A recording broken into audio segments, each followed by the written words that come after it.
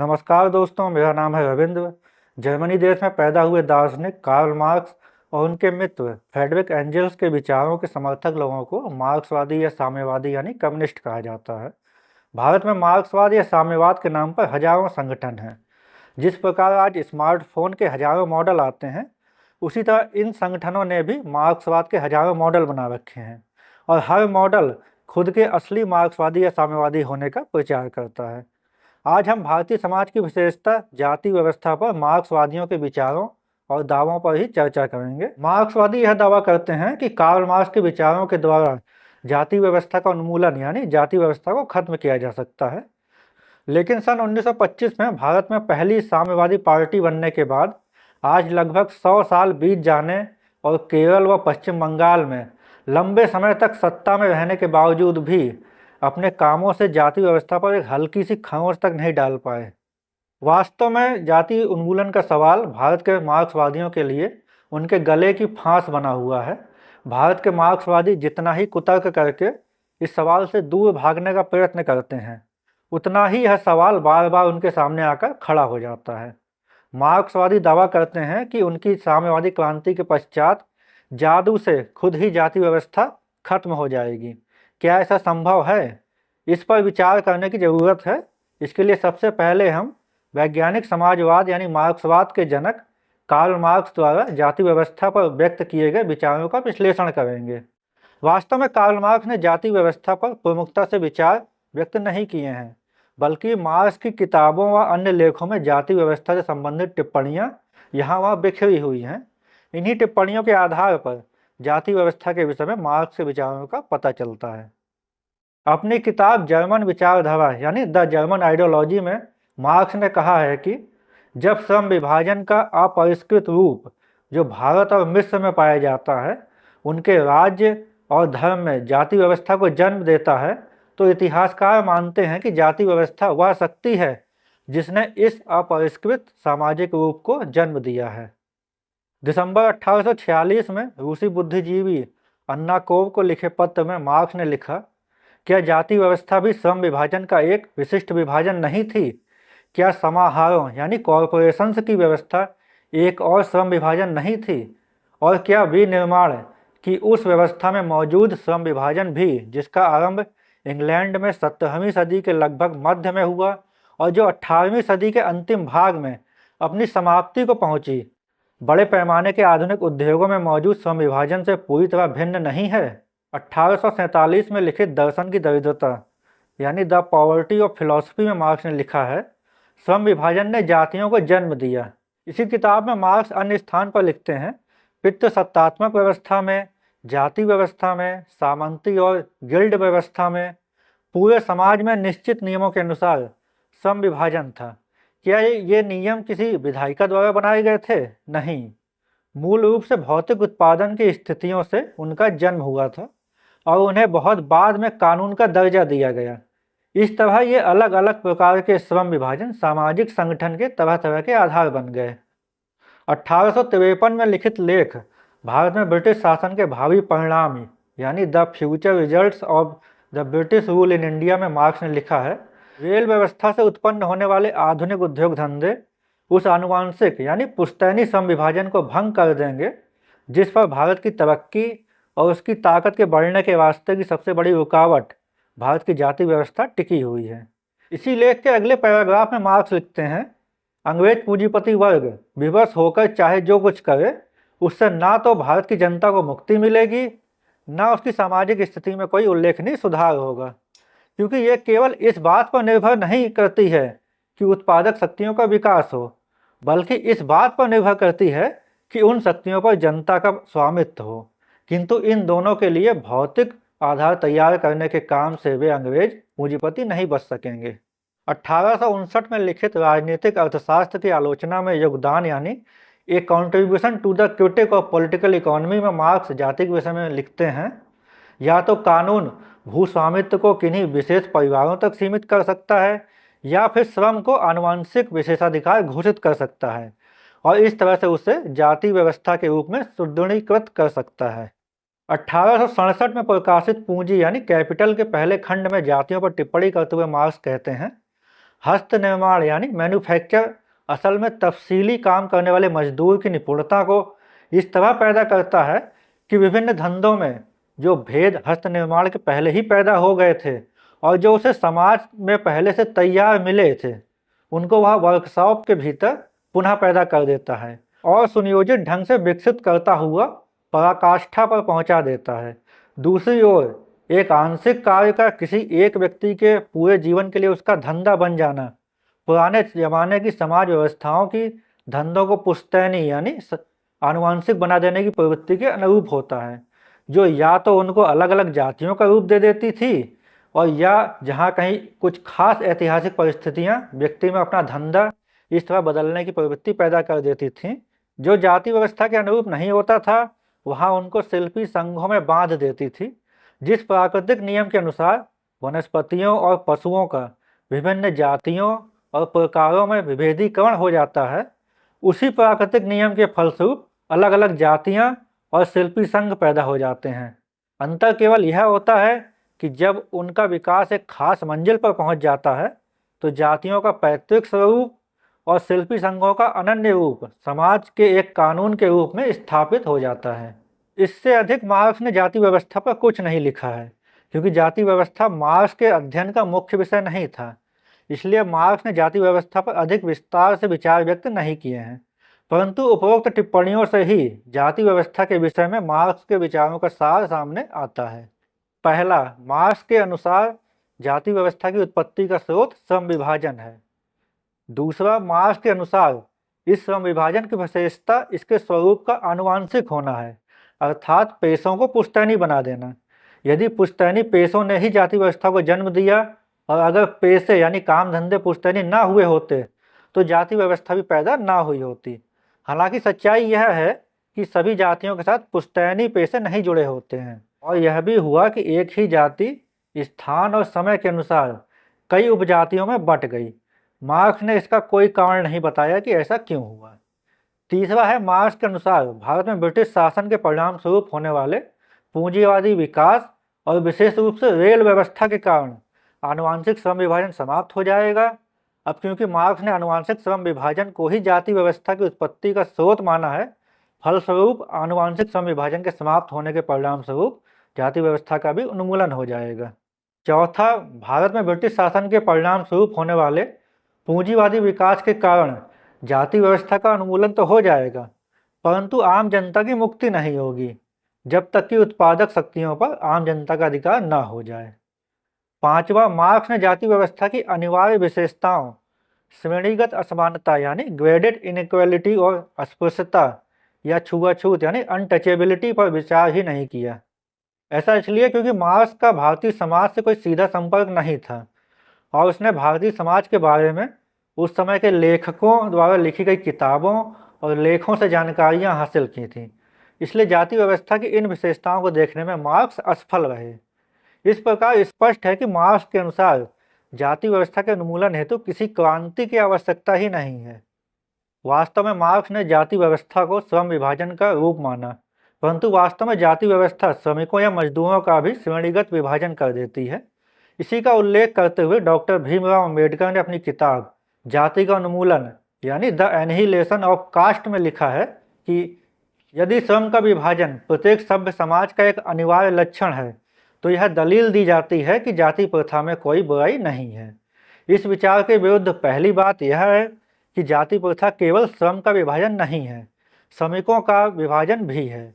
इसमें संदेह नहीं है कि सभ्य समाज को श्रम का विभाजन करने की आवश्यकता है।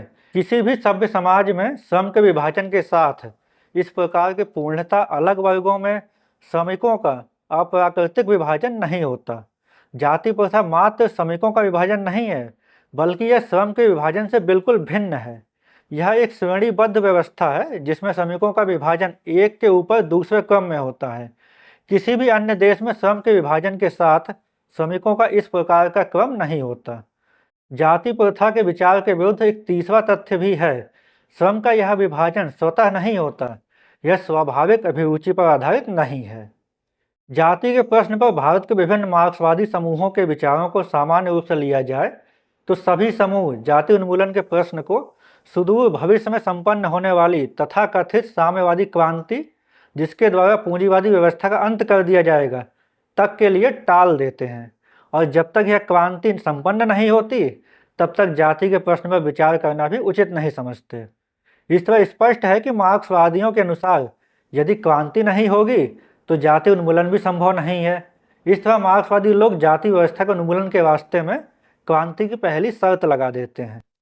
मार्क्सवादियों के क्रांति के बाद जाति उन्मूलन कार्यक्रमों पर नजर डाली जाए तो लगभग सभी मार्क्सवादी समूहों के कार्यक्रमों में मुख्य बातें एक समान रहती हैं, जो हैं: पहला, क्रांतिकारी सरकार सभी देशी विदेशी छोटे बड़े उद्योगों और बैंकों को जब्त करके उनका राजकीयकरण कर देगी, जिनका मैनेजमेंट कम्युनिस्ट पार्टी की मजदूरों तकनीशियनों की कमेटियां करेंगी। दूसरा, कार्यक्रमों में बहुविध प्रशिक्षण यानी लोगों को कई तरह की ट्रेनिंग देकर लचीला और गतिमान श्रम विभाजन होगा। तीसरा, तकनीकी विशेषज्ञता के कामों को छोड़कर सभी के जिम्मे सभी तरह के काम आएंगे। इस तरह ऊंच नीच और स्वच्छ अस्वच्छ यानी साफ और गंदे कामों का अंतर मिटता चला जाएगा। चौथा, सफाई के कामों के लिए मशीनीकरण और ड्रेनेज सीवरेज ट्रीटमेंट प्लांट्स की नियोजित राजकीय व्यवस्था भी अस्वच्छ यानी गंदे कामों की श्रेणी का स्वरूप बदल देगी। फिर बढ़ती समाजवादी चेतना भी लोगों के भीतर से इस भेद के संस्कार को खत्म करेगी, जिससे लचीले श्रम विभाजन में काम बांट दिया जाएगा। पांचवा, आनुवांशिक यानी खानदानी पेशों की रूढ़ व्यवस्था टूटने से जाति प्रथा पर प्रभाव पड़ेगा। छठा, इससे प्रेम विवाहों और अंतरजातीय विवाहों यानी इंटरकास्ट मैरिज का चलन प्रधान हो जाएगा और जाति की दीवारें भर भरा कर गिरने लगेंगी। इस तरह समाजवाद उत्पादक शक्तियों के विकास के साथ साथ उत्पादन संबंधों में भी लगातार बदलाव लाते हुए और उसके साथ साथ पूरा जोर देकर अधिवचना के क्षेत्र में ही सतत क्रांति चलाते हुए मूलाधार और अधिवचना से जाति व्यवस्था का समूल नाश कर देगा। समाजवादी संक्रमण की कम्युनिज्म तक की यात्रा तो काफ़ी लंबी होगी, लेकिन जाति व्यवस्था का उन्मूलन तो समाजवादी समाज की आरंभिक अवस्था में ही हो जाएगा। सभी मार्क्सवादी समूह जाति व्यवस्था के उन्मूलन के लिए अपने कार्यक्रमों में लगभग यही मुख्य बातें शामिल करते हैं, यानी राजकीयकरण, मशीनीकरण, बहुविध प्रशिक्षण, गंदे कामों को लेकर मानसिकता में बदलाव, आनुवांशिक पेशों यानी जाति से जुड़े खानदानी पेशों की बाध्यता की समाप्ति और अंतरजातीय विवाह। इससे स्पष्ट है कि भारत के मार्क्सवादी लोग कार्ल मार्क्स के विचारों के सर्वथा विपरीत पहले तो यह कहते हैं कि जाति व्यवस्था का उन्मूलन साम्यवादी क्रांति के पश्चात ही होगा, लेकिन फिर दूसरी तरफ कहते हैं कि इस साम्यवादी क्रांति के पश्चात भी जाति व्यवस्था का उन्मूलन तुरंत नहीं होगा, बल्कि उसमें कुछ समय लगेगा। यह समय कितना लंबा होगा, यानी 1 साल, 10 साल, 100 साल या 1000 साल।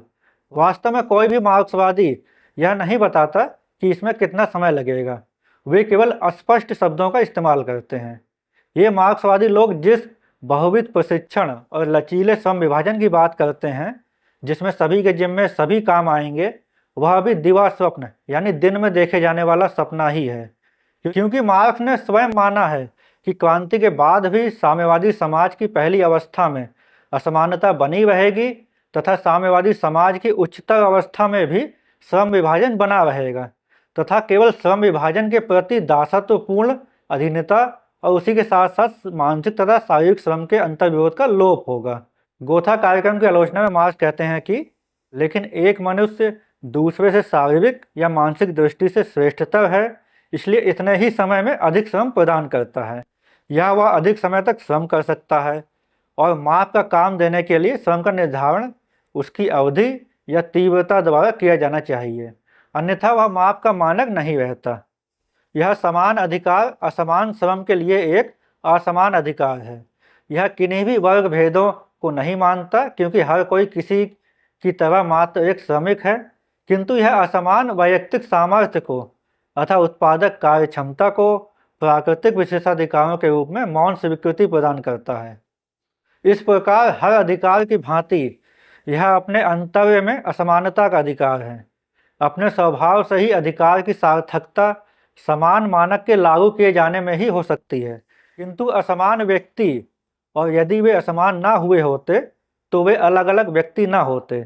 एक समान मानक से केवल वहीं तक मापे जा सकते हैं जहाँ तक कि उन्हें एक समान दृष्टिकोण में ले आया जाए, उन्हें केवल एक निश्चित पहलू से देखा जाए। उदाहरण के लिए इस मामले में उन्हें केवल श्रमिक माना जाता है और उनमें कोई और बात नहीं देखी जाती। अन्य सभी बातों को नज़रअंदाज कर दिया गया है। इसके अलावा एक श्रमिक विवाहित है तो दूसरा नहीं, एक के दूसरे से अधिक बच्चे हैं आदि। इस प्रकार समान श्रम के निष्पादन और फलस्वरूप सामाजिक उपभोग निधि में समान अंश से एक को वास्तव में दूसरे से अधिक प्राप्त होगा, एक दूसरे की अपेक्षा अधिक धनी होगा आदि। इन सब दोषों से बचने के लिए अधिकार को समान के बजाय असमान रखना होगा। किंतु साम्यवादी समाज की पहली अवस्था में इन दोषों का होना अनिवार्य है, क्योंकि यह वह समय है जब पूंजीवादी समाज से दीर्घकालीन प्रसव वेदना के बाद अभी अभी उत्पन्न हुआ है। अधिकार कभी भी समाज के आर्थिक ढांचे और उसके द्वारा निर्धारित सांस्कृतिक विकास से ऊंचा नहीं हो सकता। साम्यवादी समाज की उच्चतर अवस्था में व्यक्ति की श्रम विभाजन के प्रति दासत्वपूर्ण अधीनता और उसी के साथ साथ मानसिक तथा शारीरिक श्रम के अंतर विरोध का लोप हो जाने के बाद श्रम के जीवन के मात्र एक साधन ही नहीं, प्रत्युत जीवन की सर्वोपरि आवश्यकता बन चुकने के बाद व्यक्ति के सर्वांगीण विकास के साथ साथ उत्पादक शक्तियों के भी बढ़ जाने और सामाजिक संपदा के सभी स्रोतों के अधिक वेग से प्रवाहमान होने के बाद, इनके बाद ही कहीं जाकर बोर्जुआ अधिकार के संकीर्ण क्षितिज को पूर्णतः लांघा जा सकेगा और समाज अपनी पताका पर अंकित कर सकेगा, प्रत्येक से उसकी क्षमता अनुसार, प्रत्येक को उसकी आवश्यकता अनुसार। इस प्रकार मार्क्स के अनुसार साम्यवादी समाज की उच्चतर अवस्था में भी श्रम विभाजन बना रहेगा, जबकि मार्क्स के अनुसार आनुवांशिक श्रम विभाजन के उन्मूलन के साथ ही जाति व्यवस्था का भी उन्मूलन हो जाएगा। लेकिन इसके लिए किसी साम्यवादी क्रांति की अनिवार्यता नहीं है। लेकिन यह भी ध्यान देने योग्य तथ्य है कि जातिगत पेशों या पुश्तैनी या आनुवांशिक श्रम विभाजन को भारत के संविधान द्वारा 26 जनवरी 1950 को ही समाप्त कर दिया गया है। अब किसी भी व्यक्ति को उसकी जाति के अनुसार ही व्यवसाय यानी धंधा या पेशा अपनाने की अनिवार्यता नहीं है। भारत के संविधान के अनुच्छेद 19(1)(g) के द्वारा भारत के सभी नागरिकों को कोई भी वृत्ति, उपजीविका, व्यापार या व्यवसाय करने की स्वतंत्रता दी गई है। लेकिन इसी के साथ सरकार को भी यह अधिकार दिया गया है कि वह साधारण जनता के हितों के संरक्षण के लिए इस स्वतंत्रता पर प्रतिबंध लगा सकती है या इस स्वतंत्रता के संबंध में आवश्यक योग्यता विहित कर सकती है। जैसे किसी व्यक्ति को विधि व्यवसाय यानी वकालत करने के लिए यह प्रतिबंध लगाया जा सकता है कि उसके पास विधि स्नातक यानी LLB की डिग्री हो। इसलिए मार्क्स जिस आनुवांशिक श्रम विभाजन को जाति व्यवस्था की उत्पत्ति का कारण मानते थे, वह आनुवांशिक श्रम विभाजन तो भारत के संविधान द्वारा कानूनी रूप से समाप्त किया जा चुका है, लेकिन जाति व्यवस्था अभी भी विद्यमान है। इस प्रकार स्पष्ट है कि जाति व्यवस्था आनुवांशिक श्रम विभाजन से बढ़कर है, और क्योंकि ये केवल आनुवांशिक श्रम विभाजन ही नहीं है, इसीलिए आनुवांशिक श्रम विभाजन की समाप्ति पर भी जाति व्यवस्था का उन्मूलन नहीं हुआ, क्योंकि जाति व्यवस्था श्रम के विभाजन के साथ साथ श्रमिकों का भी श्रेणीगत विभाजन है, और क्योंकि श्रमिकों का यह श्रेणीगत विभाजन अभी भी बना हुआ है, इसीलिए जाति व्यवस्था भी बनी हुई है। इस तरह वर्तमान में संवैधानिक प्रावधानों के अनुसार आनुवांशिक श्रम विभाजन को समाप्त किया जा चुका है, परंतु मार्क्स के विचारों के सर्वथा विपरीत जाति व्यवस्था आज भी अस्तित्वमान है। यदि केवल श्रम विभाजन को ही जाति व्यवस्था की उत्पत्ति का कारण माना जाए, तो उपरोक्त उद्धरण से स्पष्ट ही है कि मार्क्स के अनुसार साम्यवादी समाज की उच्चतर अवस्था में भी श्रम विभाजन का उन्मूलन नहीं होगा। इस तरह इस बात की कोई संभावना नहीं है कि साम्यवादी समाज की उच्चतर अवस्था में जाति व्यवस्था का उन्मूलन हो जाएगा। इस तरह मार्क्स के मूल विचारों द्वारा जाति व्यवस्था का उन्मूलन संभव नहीं है। मार्क्स के विचारों की इसी कमी को भांपकर भारत के मार्क्सवादी लोग अंतरजातीय विवाह यानी इंटरकास्ट मैरिज का राग अलापने लगते हैं, जबकि मार्क्स ने जाति व्यवस्था के उन्मूलन हेतु कभी भी अंतरजातीय विवाह जैसे निरर्थक उपाय की कहीं पर भी चर्चा नहीं की थी। इस तरह यह मार्क्स के विचारों पर आधारित उपाय नहीं है। इसी के साथ अंतरजातीय विवाह का राग अलापने की निरर्थकता को प्रकट करते हुए डॉक्टर भीमराव अम्बेडकर ने कहा है कि अंतरजातीय भोज और अंतरजातीय विवाह न करने या समय समय पर अंतरजातीय भोज और अंतरजातीय विवाहों का आयोजन न करने के लिए लोगों की आलोचना या उनका उपहास करना वांछित उद्देश्य को प्राप्त करने का एक निरर्थक तरीका है। डॉक्टर भीमराव अम्बेडकर कहते हैं कि अंतर्जातीय भोज और अंतर्जातीय विवाह के लिए आंदोलन करना और उनका आयोजन करना कृत्रिम साधनों से दिए जाने वाले बलपूर्वक भोजन कराने के समान है। इस तरह जाति व्यवस्था के उन्मूलन में अंतर्जातीय विवाह सार्थक नहीं हो सकते, यानी कि अंतर्जातीय विवाहों से जाति व्यवस्था खत्म नहीं हो सकती। इतिहास में हुए अंतर्जातीय विवाहों ने या तो एक नई जाति को जन्म दे दिया या जन्म लेने वाले बच्चे की जाति का निर्धारण पिता या माता की जाति के अनुसार हुआ, लेकिन कभी भी जाति खत्म नहीं हुई। मार्क्सवादी लोग जाति व्यवस्था उन्मूलन के लिए क्रांति के बाद मशीनीकरण, औद्योगिकरण व उद्योगों के राजकीकरण की बात करते हैं। लेकिन पहली बात तो यह है कि मशीनीकरण, औद्योगिकरण व उद्योगों के राजकीकरण के लिए क्रांति की जरूरत ही नहीं होती है। और दूसरी बात कि मशीनीकरण, औद्योगिकरण व उद्योगों के राजकीकरण से भी जाति व्यवस्था खत्म नहीं हो सकती, क्योंकि आज़ादी के बाद से ही भारत में मशीनीकरण, औद्योगिकरण व उद्योगों का राजकीकरण हुआ है, लेकिन जाति व्यवस्था आज भी बनी हुई है। इस तरह मार्क्सवादी साम्यवादी लोग कार्ल मार्क्स के विचारों के विपरीत जाति उन्मूलन के लिए पहले तो क्रांति को अनिवार्य बताते हैं और फिर क्रांति के बाद भी मार्क्स के विचारों की कमी के कारण जाति उन्मूलन के लिए कोई उपाय नहीं बता पाते, बल्कि केवल भ्रामक बातें करते हैं। जबकि डॉक्टर भीमराव अम्बेडकर के विचारों और कठोर परिश्रम से बने भारत के संविधान में ही संवैधानिक तरीकों को अपनाते हुए समाज के दबे कुचले लोगों के लिए उन्नति और जाति व्यवस्था के उन्मूलन के लिए प्रावधान है। भारतीय संविधान में जाति से संबंधित प्रावधान सामाजिक समानता, भेदभाव के उन्मूलन और ऐतिहासिक रूप से वंचित समुदायों के उत्थान के लिए बनाए गए हैं। ये प्रावधान संविधान के विभिन्न अनुच्छेदों और अनुसूचियों में उल्लिखित हैं, जो भारतीय समाज में जाति आधारित असमानताओं को संबोधित करने के लिए संवैधानिक ढांचे को स्पष्ट करते हैं। पहला है समानता का अधिकार, यानी अनुच्छेद 14 से 18 तक। समानता का अधिकार संविधान का मूलभूत सिद्धांत है, जो जाति आधारित भेदभाव को समाप्त करने की आधारशिला प्रदान करता है। यह अनुच्छेद है अनुच्छेद 14, कानून के समक्ष समानता। यह अनुच्छेद सभी व्यक्तियों को कानून के समक्ष समानता और कानून के समान संरक्षण की गारंटी देता है। इसका अर्थ है कि जाति के आधार पर किसी व्यक्ति के साथ भेदभाव नहीं किया जा सकता। उदाहरण के लिए कोई भी कानून या नीति जो किसी विशेष जाति को लक्षित करे संवैधानिक रूप से अमान्य होगी, जब तक कि यह संविधान के अन्य प्रावधानों जैसे सकारात्मक कार्रवाई के अंतर्गत न हो। इंदिरा साहनी बनाम भारत सरकार 1992 के बाद में सुप्रीम कोर्ट ने कहा है कि अनुच्छेद 14 के तहत समानता का सिद्धांत समानों के बीच समानता को संदर्भित करता है, जिसके तहत पिछड़े वर्गों के लिए विशेष प्रावधान उचित हैं। अनुच्छेद 15 भेदभाव का निषेध करता है। अनुच्छेद 15 का खंड 1 कहता है कि राज्य किसी भी नागरिक के साथ केवल धर्म, नस्ल, जाति, लिंग या जन्म स्थान के आधार पर भेदभाव नहीं करेगा। अनुच्छेद 15 का खंड 2 सार्वजनिक स्थानों जैसे दुकानों, होटलों, कुओं, स्नान घाटों तक पहुंच में जाति आधारित भेदभाव को प्रतिबंधित करता है, यानी कोई भी किसी को इन जगहों पर जाति के आधार पर जाने से नहीं रोक सकता। अनुच्छेद 15 का खंड 3 और खंड 4 ये उपखंड सकारात्मक कार्रवाई करने की अनुमति देते हैं।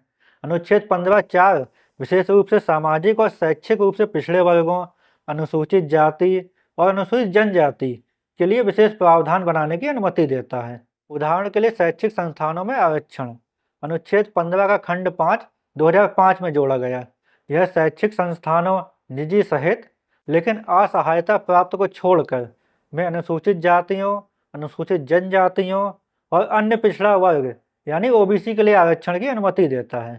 अनुच्छेद 16 सार्वजनिक नियुक्ति में समानता प्रदान करता है। अनुच्छेद 16 का खंड 1 और खंड 2 सरकारी नौकरियों में अवसर की समानता की गारंटी देते हैं और जाति के आधार पर भेदभाव को प्रतिबंधित करते हैं। अनुच्छेद 16 का खंड 4 यह पिछड़े वर्गों के लिए सरकारी नौकरियों में आरक्षण की अनुमति देता है, यदि वे पर्याप्त रूप से प्रतिनिधित्व नहीं करते हैं। अनुच्छेद 17 अस्पृश्यता यानी छुआछूत का उन्मूलन करने के लिए है। यह अनुच्छेद छुआछूत को समाप्त करता है और इसे किसी भी रूप में लागू करने को अपराध घोषित करता है। यह जाति व्यवस्था के सबसे अमानवीय पहलू को संबोधित करता है, जहां कुछ जातियों को अछूत या अस्पृश्य माना जाता था। नागरिक अधिकार संरक्षण अधिनियम 1955 इस अनुच्छेद को लागू करने के लिए बनाया गया, जो छुआछूत के अपराधों के लिए दंड का प्रावधान करता है। अनुच्छेद 17 केवल कानूनी नहीं बल्कि सामाजिक सुधार का भी प्रतीक है, जो जातिगत पदानुक्रम या श्रेणीगत असमानता यानी ग्रेडेड इनइक्वालिटी को चुनौती देता है।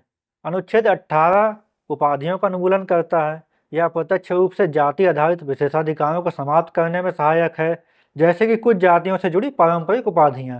संविधान में अनुसूचित जाति और अनुसूचित जनजाति को विशेष संरक्षण प्रदान किया गया है, क्योंकि ये समुदाय ऐतिहासिक रूप से सामाजिक और आर्थिक रूप से वंचित रहे हैं। जाति व्यवस्था से सर्वाधिक पीड़ित अनुसूचित जातियां ही रही हैं। इसी तरह मैंने पहले बताया ही है कि भारत के संविधान के अनुच्छेद 19(1)(g) के द्वारा भारत के सभी नागरिकों को कोई भी वृत्ति, उपजीविका, व्यापार या व्यवसाय करने की स्वतंत्रता दी गई है। इस अनुच्छेद द्वारा आनुवंशिक पेशों यानी जाति से जुड़े पुश्तैनी पेशों को अपनाने की बाध्यता को खत्म कर दिया गया। संविधान में सामाजिक न्याय और संरक्षण से संबंधित प्रावधान भी किए गए हैं। इसी तरह के कई अन्य प्रावधान भारतीय संविधान में किए गए हैं। भारतीय संविधान में जाति संबंधी प्रावधान एक दोहरे उद्देश्य को पूरा करते हैं। पहला, जातिगत भेदभाव और अस्पृश्यता यानी छुआछूत जैसे सामाजिक अन्याय को समाप्त करना, और दूसरा, अनुसूचित जाति, अनुसूचित जनजाति और अन्य पिछड़े वर्गों को सकारात्मक कार्यवाही जैसे आरक्षण के माध्यम से उनकी उन्नति करना। ये प्रावधान संविधान के समानता, स्वतंत्रता और न्याय के सिद्धांतों को लागू करने के लिए बनाए गए हैं। उपरोक्त विश्लेषण से स्पष्ट है कि मार्क्स के विचारों द्वारा और मार्क्सवादी लोगों के कार्यक्रमों द्वारा भी जाति का उन्मूलन संभव नहीं है। वास्तव में राजनीतिक स्वार्थ के लिए अनुसूचित जातियों, अनुसूचित जनजातियों और अति पिछड़ी जातियों को आकर्षित करने के लिए भारत के मार्क्सवादी साम्यवादी अक्सर जाति व्यवस्था का उन्मूलन करने यानी जाति व्यवस्था को समाप्त करने की बातें करते हैं। पारंपरिक रूप से अनुसूचित जातियां ही जाति व्यवस्था से सबसे ज़्यादा पीड़ित रही हैं। मार्क्सवादी लोग जाति उन्मूलन की बात अनुसूचित जातियों, अनुसूचित जनजातियों और अति पिछड़ी जातियों को धोखा देकर चुनावों में उनके वोट हड़पने और कानून विरोधी राजनीतिक गतिविधियों में उनका इस्तेमाल करने के लिए करते हैं। अक्सर लोग प्रसिद्ध व्यक्तियों, विचारों, सिद्धांतों आदि को बारीकी से समझे बिना ही उनसे प्रभावित हो जाते हैं। यही स्थिति मार्क्सवाद साम्यवाद को लेकर भी है।